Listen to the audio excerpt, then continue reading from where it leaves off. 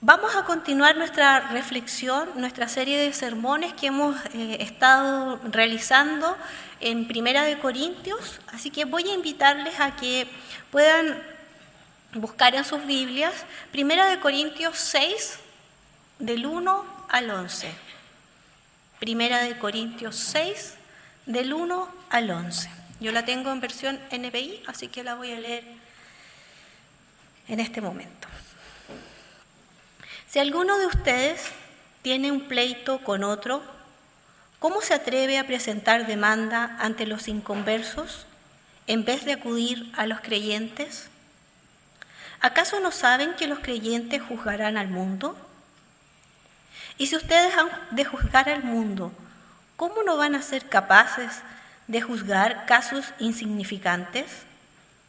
¿No saben que aún a los ángeles juzgaremos? ¿Cuánto más los asuntos de esta vida? Por tanto, si tienen pleitos sobre tales asuntos, ¿cómo es que no nombran jueces a los que no cuentan para que nada ante la Iglesia? Lo repito. ¿Cómo es que nombran como jueces a los que no cuentan para nada ante la Iglesia? Digo esto para que les dé vergüenza. ¿Acaso no hay entre ustedes nadie lo bastante sabio como para juzgar un pleito entre creyentes? Al contrario, un hermano demanda a otro, y eso ante los incrédulos. En realidad, ya es muy grave falla el solo hecho de que hayan pleitos entre ustedes. ¿No sería mejor soportar la injusticia? ¿No sería mejor dejar que los defrauden? Lejos de eso, son ustedes los que defraudan y cometen injusticia. Y consten que se trata de sus hermanos. ¿No saben que los malvados no heredarán el reino de Dios? No se dejen engañar, ni los fornicarios, ni los idólatras, ni los adúlteros, ni los sodomitas, ni los pervertidos sexuales, ni los ladrones, ni los avaros, ni los borrachos, ni los calumniadores, ni los estafadores heredarán el reino de Dios. Y eso eran algunos de ustedes. Pero ya han sido lavados, ya han sido santificados, ya han sido justificados en el nombre del Señor Jesucristo y por el Espíritu de nuestro Dios. Amén. Dura palabra y complicada palabra es la que nos hace reflexionar hoy día. Pablo, cada vez tenemos que entenderlo y comprenderlo. A modo de introducción, vamos a recordar algunas cosas de Corintios y vamos a ver cómo es esto para que podamos introducirnos cada vez en estos 11 versículos que nos van a acompañar en torno a la reflexión. Recordemos que la iglesia de Corinto fue fundada por Pablo en su segundo viaje misionero. Corinto era una ciudad comercial ubicada estratégicamente. Esta carta, porque no es un evangelio, es una carta, nace hacia el final de la estancia de Pablo en Éfeso, hacia alrededor del año 56 después de Cristo. Las cartas de Corinto, tanto la primera como la segunda, nos proporcionan una buena imagen y una buena comprensión de cómo es una comunidad cristiana formada por gentiles convertidos en una gran urbe, muy similar tal vez a una ciudad bastante cosmopolita y muy comercial. La semana pasada estuvimos reflexionando acerca de la carnalidad en el capítulo 5 de 1 Corintios y se nos hacía el siguiente llamado a entendiendo que la carnalidad es una vida sin sometimiento al Señor. Y el llamado era entonces a ser vigilantes y a someternos al Señor y a exponerlos a los espacios que la Iglesia proporciona para examinarnos, para someternos al Señor, para crecer y avanzar, ya que nuestra misión es ser testimonios para los de afuera, pero la misión dentro de la Iglesia es examinarnos constantemente y exponernos constantemente para que el Señor gobierne nuestras vidas y para que nuestra manera antigua de vivir sea transformada en esta nueva manera que tenemos de vivir. Recordemos que la Iglesia se fundamenta en Cristo y la Iglesia es Cristo.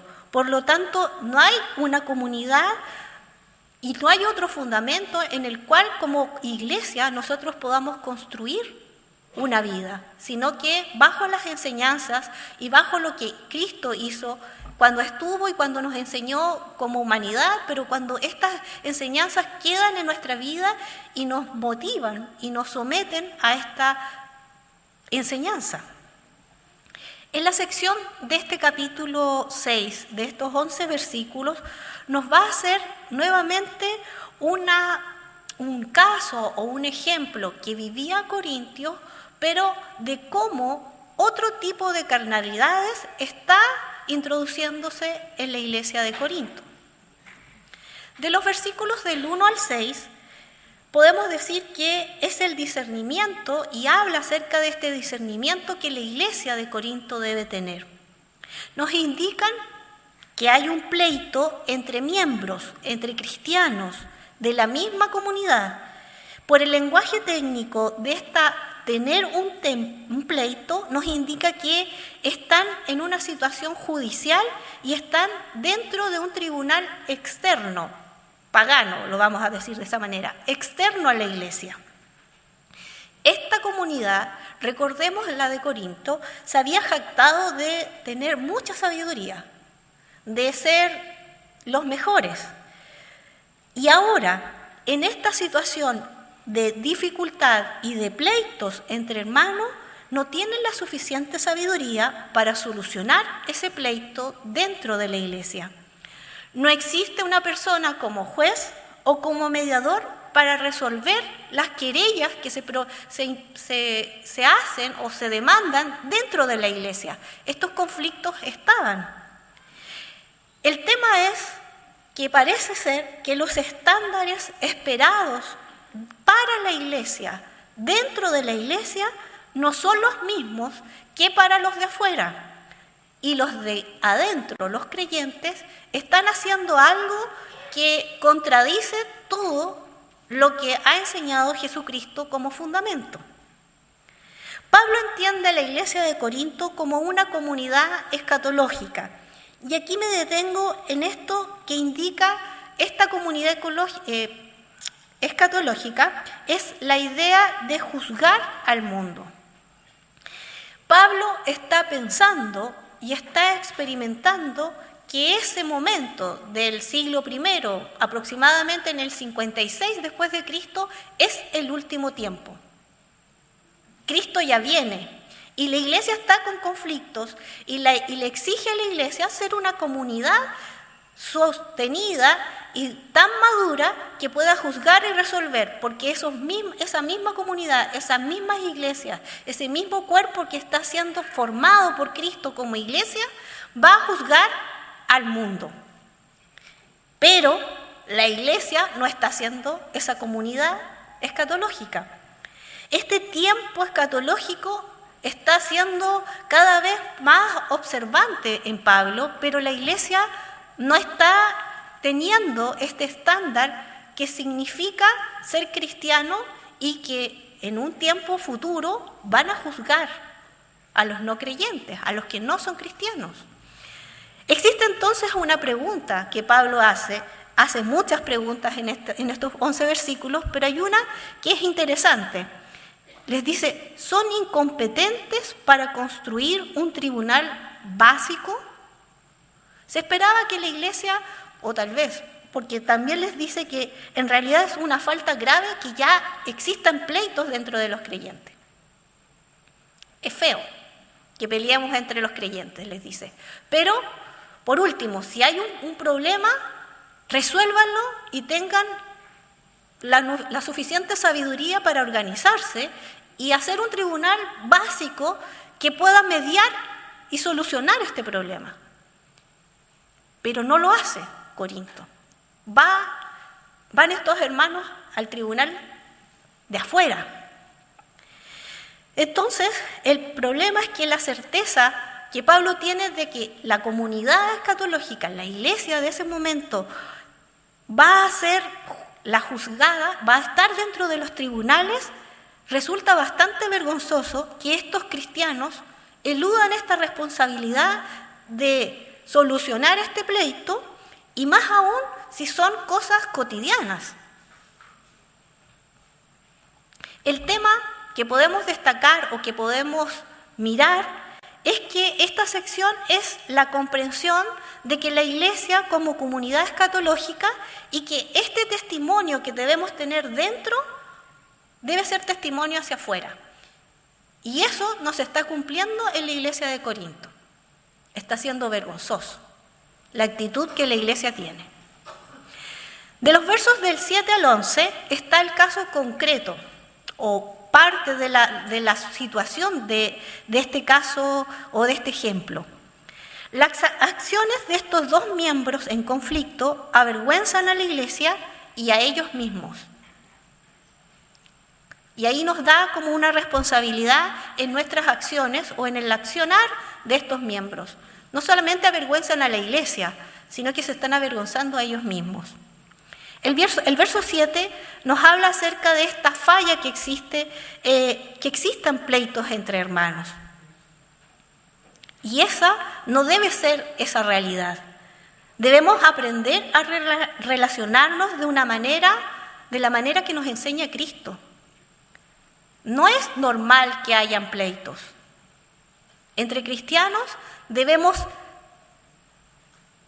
sentarnos, debemos dialogar, debemos consensuar los conflictos, debemos solucionarnos, no llegar y partir y portazos o pleitos. Debemos tener la suficiente madurez, el suficiente crecimiento, la transformación que Cristo hace en nuestras vidas para que esos conflictos, para que esas diferencias las solucionemos antes de llegar a un tribunal dentro de la Iglesia. Pero si ya no se puede, la Iglesia tiene que dar los espacios, dice Pablo en ese momento. Recordando que el fundamento es Cristo en la Iglesia. Él nos ha enseñado cómo ser y cómo compartir. Con este respeto, viendo al otro que es imagen del Señor, dentro de la Iglesia debemos vernos como eso y fuera de la Iglesia también. Sentarnos, como decía, a dialogar. Tenemos muchas experiencias en nuestra historia como humanidad que los conflictos, si se solucionan por guerras, si se solucionan por peleas, producen grandes heridas en las naciones, en los hogares, en las zonas geográficas. Hay destrucción. Si nosotros como humanidad hemos entendido que la violencia no llega a nada, como cristianos vamos a tener que resolver de esa manera. Tenemos una solución, vuelvo a decir, es Cristo, el fundamento. Él nos ha enseñado cómo hacerlo. Lo siguiente que dice es peor, el verso 8. Ya era un conflicto tener peleas y tener este tipo de acciones vergonzosas. El 9 dice, pero en el marco de buscar la justicia se van a defraudar y cometen una serie de injusticias. O sea, en lugar de solucionar el problema de los pleitos, aún más. Buscan la justicia y se defraudan. El tribunal que hacen o el mediador que hace no es capaz de hacer justicia y hacer que se solucione el conflicto. No se siente capaz. Al parecer, le saben algo, el hermano tiene más plata que él, algo pasa que no puede dirimir entre estos dos. Y se defraudan y siguen cometiendo más injusticias. Y los versos del 9 al 11, Pablo está mencionando y va a mencionar distintas descripciones de un catálogo. Es como un catálogo de vicios. Y lo que se entiende aquí es que si la comunidad de hermanos vive en injusticia en los estándares de los no creyentes, su destino será el mismo. Y aquí me detengo porque a veces como que nos enfocamos cuando leemos como cristianos evangélicos del siglo XXI, nos destacamos que todo lo sexual es más importante o más causante de que no vamos a heredar en la tierra o no heredaremos el reino de Dios. Pero fíjense que nivela todos los vicios en uno solo. O sea, las inmoralidades sexuales están al mismo nivel que los que cometen robo, los que calumnian, los que murmuran, están al mismo nivel. Y al mismo nivel de hacer injusticias y de cometer pleitos entre hermanos. Yo pensaba, esto es como, no hay color, es todo vergonzoso. No hay blanco ni más gris, todas estas cosas son vergonzosas que estén en la iglesia. Porque debemos dejar que el Señor nos transforme. No hay diferencia entre los que están en pleito ni en los que están en conflicto o los descritos en este catálogo de vicios. Ambos grupos, si siguen en estas conductas, no heredarán el reino de Dios. La Iglesia entonces debe buscar la justicia y superar los estándares de este mundo. Se nos exige más a los que estamos dentro de la Iglesia que a los de afuera. ¿Por qué se nos exige más? Porque Cristo es el fundamento de nuestra vida y nos sometemos a Dios. Y Dios nos da muchas enseñanzas de cómo seguirlo, de cómo comportarnos, y el horizonte es mucho más amplio y los límites son mucho más amplios de lo que nosotros tenemos que cumplir. No como para observar al otro si lo está cumpliendo o no. Mirémonos primero a nosotros y después a los demás. Debemos entender que somos un cuerpo y estos estándares no son producto de una comunidad o de una idea que a alguien se le ocurrió, vuelvo a decir, sino que han sido entregados y enseñados por Jesucristo mismo. A veces estas enseñanzas y estos estándares que Cristo nos dejó van a coincidir con lo legal. Otras veces la justicia va a ser distinta a la legalidad. Y es ahí donde la Iglesia va a tener que tener el discernimiento suficiente para poder decir y para poder hacer y para poder cumplir el estándar que Dios está pidiendo. Por eso es muy importante esto, que entendamos, que dejemos nuestra vida carnal y que nos sometamos al Señor. Eso es lo que le pide a los cristianos en Corinto, pero eso es lo que nos hace reflexionar a nosotros hoy día en el siglo XXI en Providencia y a los hermanos que nos escuchan. El estándar que nos está pidiendo Dios es mucho más que lo que pide la sociedad. Si en la sociedad están tratando de equiparar, y estos días estábamos viendo que la Teletón, que los deportistas, que muchas cosas están tratando de pedir algunas igualdades y algunos estándares. Bueno, en la Iglesia tiene que ser mucho más que lo que están pidiendo la sociedad. Debemos vivir con un estándar más elevado. Las consideraciones de este texto. La primera, se continúa con la idea de los capítulos anteriores. La Iglesia como cuerpo de Cristo debe buscar vivir en estos estándares ahora de justicia, que superen los de la sociedad, como decía. A veces, con el anhelo de ser todos iguales, se crean formas injustas dentro de la Iglesia. Y debemos ver y debemos velar para que no sean así. Además, nos hace pensar que la corrupción puede darse dentro de la Iglesia. ocurría en Corinto. Este vicio no podemos dejar que continúe socavando el testimonio de nuestra iglesia.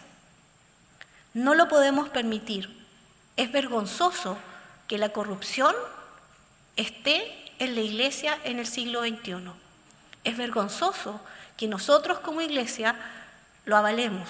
Es vergonzoso que los espacios que tengamos sean corruptos. No estoy hablando solamente de nuestra iglesia, en general como cuerpo de Cristo. Eso no puede suceder. Y a eso se nos demanda un estándar de vida para que podamos decir, eso no lo debemos hacer porque somos el pueblo de Dios. Lo segundo, la actitud de maldad o de injusticia es lo que es despreciable en Corinto y lo que sigue siendo despreciable en nuestra vida, hoy día como iglesia.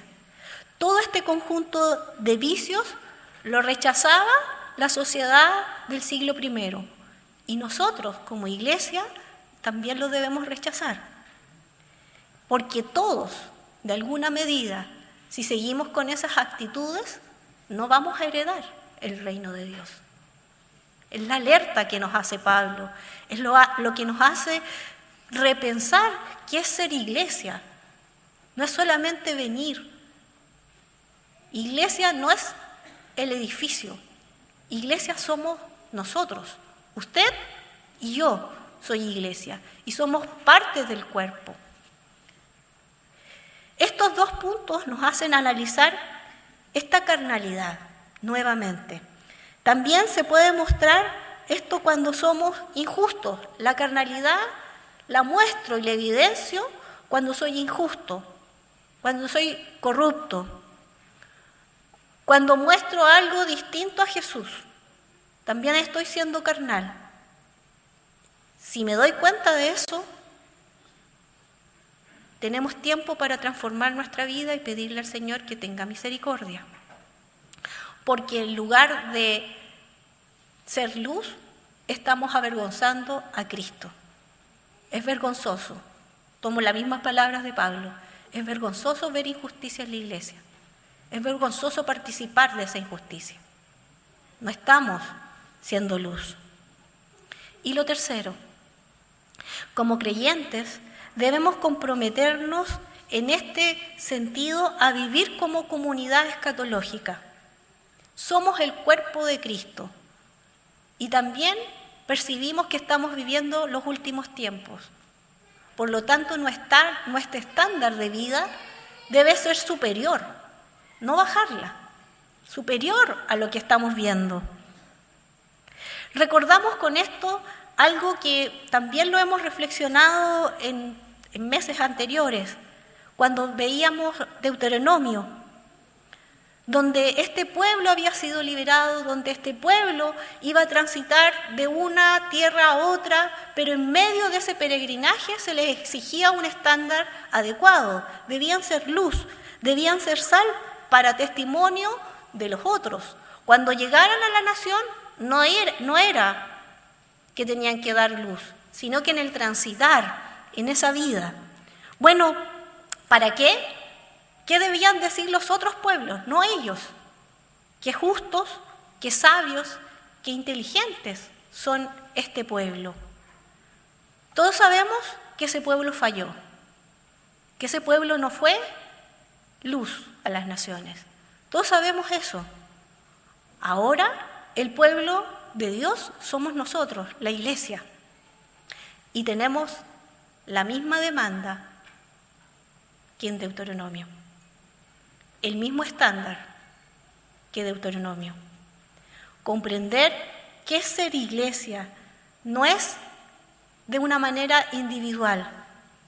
No solamente me preocupo por mi salvación, no solamente me preocupo por mi familia que sea salva, sino que es sentido de cuerpo, sentido de pueblo, sentido de que todos vamos caminando hacia allá, con Cristo. Los estándares están indicados Uno de ellos está en Mateo 22, 37 al 39. Ama al Señor tu Dios con todo tu corazón, con toda tu alma y con toda tu mente, respondió Jesús. Este es el primero y el más importante de los mandamientos. El segundo se parece a este: ama a tu prójimo como a ti mismo. No es salvarse individualmente. No es decir, llegué aquí y no me importa el resto. En el pueblo, en la iglesia, como cuerpo de Cristo, vamos todos y todas avanzando juntos. No hay llanero solitario, no hay individualismos. La invitación es para que otros se sumen. La invitación es para que otros lleguen y hereden la tierra y vayamos juntos. Es un pueblo grande, la invitación es para todos, pero todos tenemos que invitarlos. Para que cuando nos observen hoy día en el siglo XXI, este pueblo, esta iglesia, este grupo de hermanos y hermanas puedan decir qué sabios, qué sabias, qué inteligentes, qué justos son ellos y ellas. Estamos en una época del año que es el penúltimo mes del año y comienzan una serie de evaluaciones. Les invito a hacer esa evaluación en nuestra vida. Examinemos nuestras vidas, sigamos perseverando y sometiéndonos al Señor. Vivamos como cuerpo, desafiémonos a conocernos, desafiémonos a saber los nombres de los hermanos que estamos aquí, a saber cómo se llaman, porque somos un cuerpo, somos un pueblo. Y eso es lo que nos anima Pablo. Eso es, esforcémonos en alcanzar los estándares de vida que nos enseña Jesús, nuestro Salvador. Nuestro único fundamento sigue siendo Cristo en la Iglesia de Providencia. Sigue siendo Cristo y Cristo y Cristo y solo Cristo. Por lo tanto, nosotros debemos esforzarnos, debemos acompañarnos, debemos animarnos. No podemos ser solo yo y irme. Tenemos que tener esos espacios. Hagámonos esos espacios. Conversemos, compartamos, juntos. Esto es necesario. Esto es lo que nos han enseñado. Y termino con este verso 11 del capítulo 6. Luego del catálogo de vicios dice: esto era alguno de ustedes, pero ya han sido lavados, ya han sido santificados, ya han sido justificados en el nombre del Señor Jesucristo y por el Espíritu de nuestro Dios. Nuestra antigua manera de vivir era el pasado. Hemos sido lavados, hemos sido santificadas, hemos sido justificados en el nombre del Señor. Esa es nuestra vida, eso es nuestro estándar y no podemos bajar ese estándar de vida. Vivamos creyendo que hemos sido lavados, creyendo que cada día somos santificados, creyendo que cada día somos justificados, para que otros y otras puedan decir: qué inteligentes, qué sabios y sabias son estas, qué justos, no por nuestras acciones, sino porque Cristo vive en nosotros y es el fundamento de nuestra vida y nos sometemos a Él. Oremos al Señor.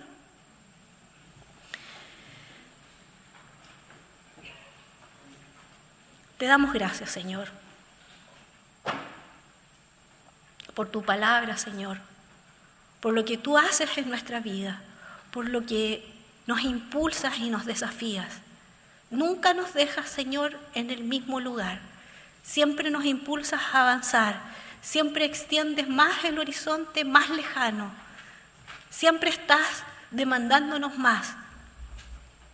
Sabemos que somos polvo, Sabemos que somos seres humanos con debilidades. Señor, y aquí estamos, sometiéndonos a ti, Jesucristo, sometiendo nuestras vidas, nuestros recursos, todo lo que somos, Señor, a ti. Jesucristo, nuestro Salvador. Gracias por lo que tú seguirás haciendo. Gracias por tu misericordia que es nueva cada mañana y nos renueva y nos ayuda a ir transitando y a ir cumpliendo este estándar que tú nos demandas a cada uno, a cada una. Bendícenos en este tiempo. Señor, que tu Espíritu Santo siga, Señor, trabajando en nuestras vidas. Continúe desarrollando, Señor, lo que tu obra está pensando para nosotros. Señor, porque un día estaremos frente a ti y te damos gracias por esa esperanza. Gracias por esa esperanza, porque tú vienes, Señor. Muchas gracias. En el nombre de Jesús. Amén. Amén. Que el Señor les bendiga.